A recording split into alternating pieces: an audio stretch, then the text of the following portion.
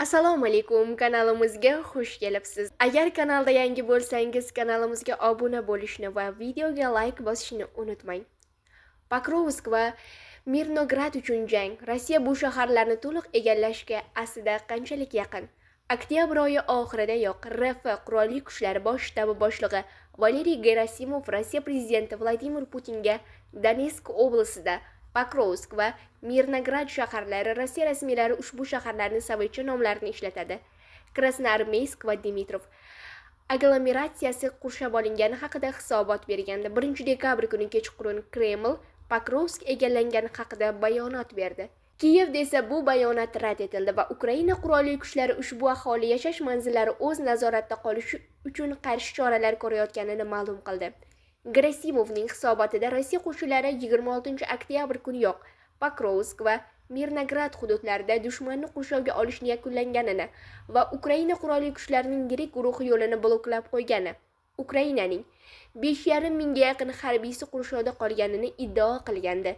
1 dekabr kuni kechqurun esa RF Mudofaa vazirligi Pokrovsk shahri to'liq hamda Mirnogradning janubiy qismi egallangani haqida bayonot berdi. Ukraina qurolli kuchlari Rossiya mazkur aglomeratsiya ustidan nazoratni qo'lga kiritish uchun frontning kichik uchastkasida front chizig'i 40-50 kilometrgacha cho'zilgan 150 ming nafar atrofida harbiy to'planganini ma'lum qilgan.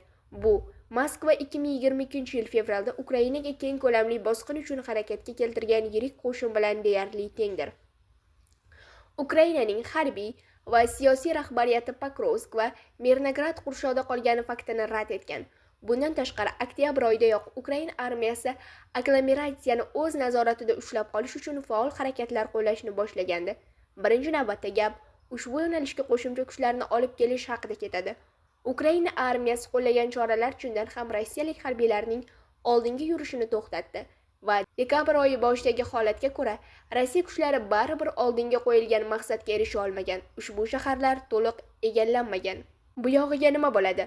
Pokrovskning qaysi qismi rossiyalik harbiylar qo'liga o'tgan? Moskvaning Ukraina qurolli kuchlari Pokrovsk, Mirnogradda qurshab olingani haqidagi bayonotlari ortidan deyarli darhol Ukraina rasmiylari, jumladan armiya vakillari bu shaharlardagi garnizonni imkon qadar olib chiqib ketishni talab qila boshladi. Ammo Ukraina bosh shtabi boshqa qarorni qabul qildi. Mudofaa kuchlari guruhi shahar aglomeratsiyasi atrofiga joylashtirilgan shturmchi va desantchilardan iborat o't o'chirish guruhi bilan kuchaytirildi. Bu esa Pokrovsk uchun jangdagi qarama-qarshilik uzoq cho'ziluvchi va holdan toydiruvchi ko'cha janglari shakliga o'tishiga olib keldi. Janglar to'xtamayapti. Pokrovsk va Mirnograddagi kvartallar, shuningdek ularning atrofidagi bir qator posyolkalar, shuningdek alohida pozitsiyalar va chegaralar doimiy ravishda qo'ldan qo'lga o'tmoqda. Natijada ko'plab uchastkalarda tomonlarning jangovar saflari aralashib ketgan. Har ikki tomondagi kichik piyoda guruhlari esa asosiy kuchlardan ajralgan holda qurshov holatida harbiy harakatlarni olib borishga majbur bo'lmoqda, deya shahardagi holatni tasvirlaydi harbiy tahlilchi Konstantin Mashavets. Rossiyaliklarni shahar ichida ushlab turishdan tashqari, Ukraina qurolli kuchlari ularning qanotlarida oldinga siljishini biroz to'xtatishga muvaffaq bo'ldi va Pokrovsk hamda Mirnograd o'rtasidagi asosiy pozitsiyalarga havodan dronlar va quruqlikda yer usti robotlarini qo'llash orqali ta'minot yetkazib berishini ta'minladi. Dekabr oyi boshidagi holatga ko'ra, aksariyat harbiy tahlilchilar Rossiya Federatsiyasining Pokrovsk hududining taxminan yarmi shaharning temir yo'ldan janubda joylashgan qismi ustidan ishonchli nazorat haqida gapirmoqda.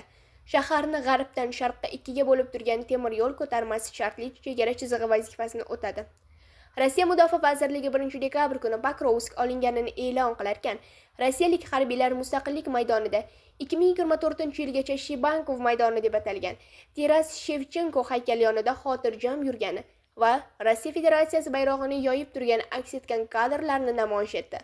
Ammo bu hudud temir yo'ldan ancha janubda joylashgan va bu video rus harbiylari faqat shaharning janubiy qismini nazorat qilayotganini tasdiqlay oladi xolos. Ekspertlarning hisob-kitoblariga ko'ra, Pokrovskning shimoliy qismi har qanday harakat yaqqol ko'rib turiladigan va ikkala armiya jangchilari dushman dronlari uchun birinchi navbatdagi nishon hisoblangan yaxlit kulrang zonaga aylangan. Rossiya harbiylari hozirda temir yo'l ko'tarmasi janubida kuch to'playotgani aniq va vaqti bilan shaharning shimoliy hududlariga kichik shturm guruhlarini yubormoqda. Ular imkon qadar ichkariga kirishga, Ukraina pozitsiyalari va logistika infratuzilmasiga hujum qilishga, keyin esa hududda mustahkam joylashib olishga harakat qilmoqda. Shunga o'xshash operatsiyalarni ba'zan Ukraina mudofaa kuchlari ham o'tkazishga harakat qilmoqda va janubdagi rus harbiylari pozitsiyalariga hujumlar uyushtirmoqda. Pokrovskda bo'linmalarimiz bor. Biz bayroqlar osmaymiz, lekin ma'lum hududlar allaqachon nazoratimiz ostida. Ha, logistika bo'yicha murakkab muammolar bor, chunki dushman ham qarshilik ko'rsatmoqda. Hech kim u yerda hammasi oson deb aytmayapti, dedi 29-noyabr kuni desant-shturm qo'shinlari qo'mondoni Oleg Apostol. Frontning ushbu uchastkasi uchun mas'ul bo'lgan 7-desant-shturm qo'shinlari korpusi xabarida aytilishicha, 1-dekabr holatiga ko'ra Ukraina qo'shinlari qish mavsumida vazifalarni bajarishga tayyorgarlik ko'rish uchun Pokrovsk aglomeratsiyasida pozitsiyalarni ushlab turishda davom etmoqda. Bosqinlar ko'cha janglariga o'ralashib, yo'qotishlar berishda davom etmoqda, deyiladi xabarda. Shuningdek, hisobotda Pokrovskda o'tgan oyda 519 nafar rossiyalik harbiy halok bo'lgani va 131 nafari yaralangani aytiladi.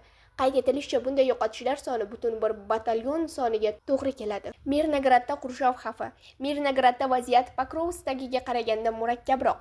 Bu yerda Rossiya qo'shini shahar ko'chalarida jangga kirishmasdan Ukraina desantchilari va dengiz piyodalari guruhini to'liq qurshab olishga qaror qilgan. Ular bu urinishlarni bir yo'la frontning ikki qismida amalga oshirmoqda. Kichik qurshov yuzaga keltirish uchun rossiyaliklar Rovni va Svetloyni qo'lga kiritish kerak. Bular Mirnograd va Pokrovskni bog'lovchi yo'l bo'yida joylashgan qishloqlar. Aslida rossiyalik harbiylar allaqachon bir necha marta bu qishloqlardan ko'rinish bergan, ammo barcha holatlarda bu shunchaki alohida diversiyachi razvedka guruhlari bo'lgan. Hozircha RF ushbu qopning bosh qismini to'liq nazorat qilayotgani haqida gap yo'q, ammo Rossiya armiyasi bu yo'nalishda harakatlarni faollashtirgan.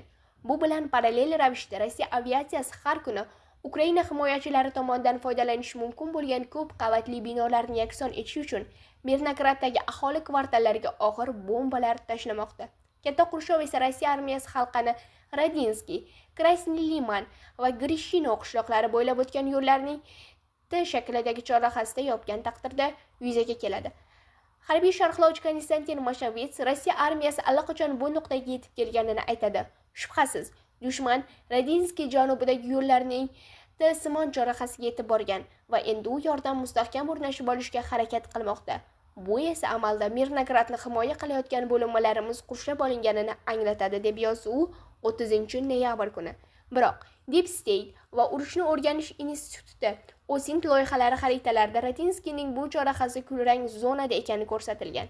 Ammo Deep State tahlilchilari jangchilarga tayanib, Mirnograddagi harbiylar ta'minoti faqat dronlar yordamida amalga oshirilishi mumkinligi, ular o'z pozitsiyalarini tark etishi, dushman pistirmasiga tushish va o'qlarga nishon bo'lishini bildirishini ta'kidlamoqda.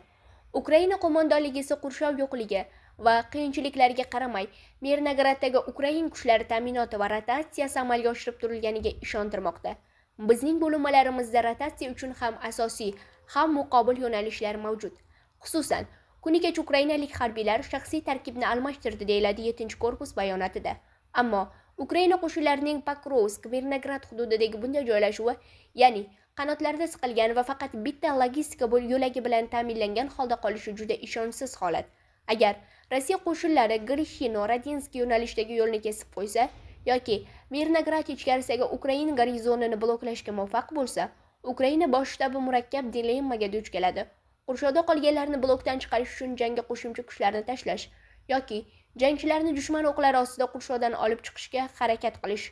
Bu yog'iga nima bo'ladi? Ukrainalik tarixchi va harbiy tahlilchi Mikhail Jiroxovning fikricha, Kiyevning qo'shinlari olib chiqib ketish o'rniga Rossiyaning Pokrovsk va Mirnogradga hujumini to'xtatib turishga qaror qilishi Ukraina jamoatchiligida turlicha qabul qilinganiga qaramay, bu to'g'ri qaror bo'lgan.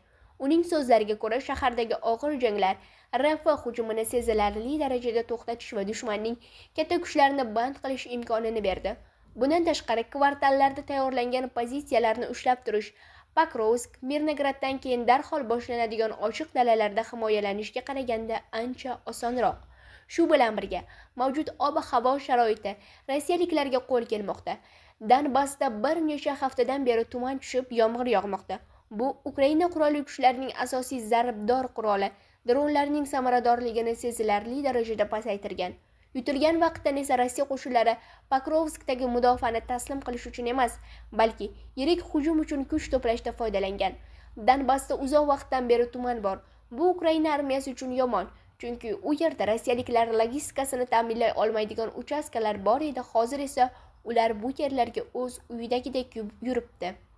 Yaqin orada u yerlarni rossiyaliklar bosib ketishadi va afsuski Ukraina mudofaasi bunga bardosh bera olmasligi mumkin deb hisoblayman, deydi ekspert. Uning so'zlariga ko'ra, Ukraina qo'mondonligi voqealarning bunday rivojlanishini hisobga olgan va qo'shinlarning Pokrovsk-Mirnogoroddan asta-sekin chiqib ketish uchun ikkinchi mudofaa chizig'ini allaqachon tayyorlab qo'ygan. Bundan tashqari bu jarayon allaqachon boshlanganini ko'rsatadigan belgilar ham bor, deydi ekspert. To'g'ri, ruslar aglomeratsiyani aynan qachon to'liq egallab olishini aytish qiyin, deydi Jiroxov.